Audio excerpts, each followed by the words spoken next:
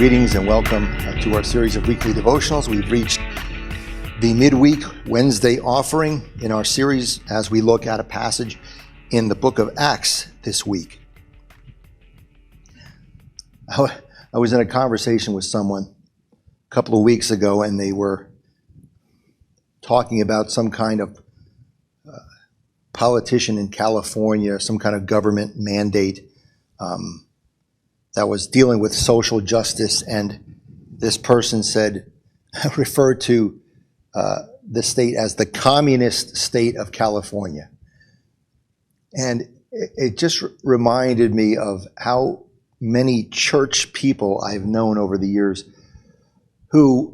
church people now, mind you, when hearing any kind of initiative about social justice, any kind of initiative where the general welfare of others is considered more important than maybe individual personal freedoms, that they cry communism or socialism or some outlandish nonsense.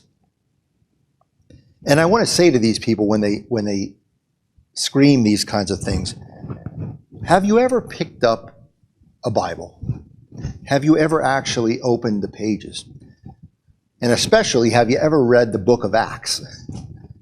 Because in the book of Acts, the early Christian communities, they threw all their resources into a common pot and then gave to those who needed it as they needed. And of course, I'm not advocating that we do that in our society, but we tend to think more about often the individual than the welfare of others.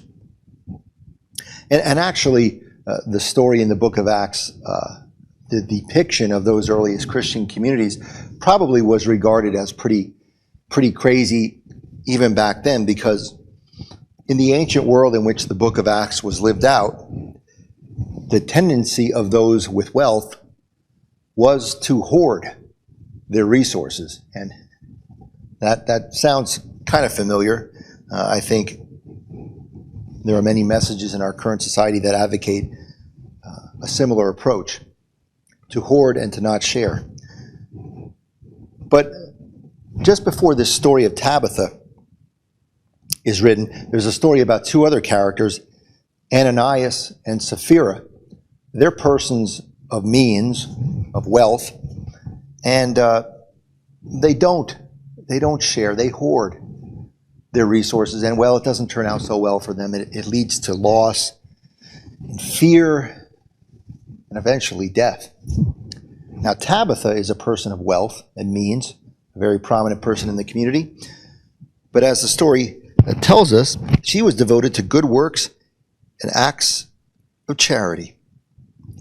She shared her resources, her many resources with others, with those who were in need, and with the members of her early Christian community. And as fate would have it, this sense of community, this caring for the general welfare, resulted not in loss and fear and death, but actually brought her back to life. Selfish individualism leading to loss and fear and death. And community and caring leading to life. Something for us to consider. Amen.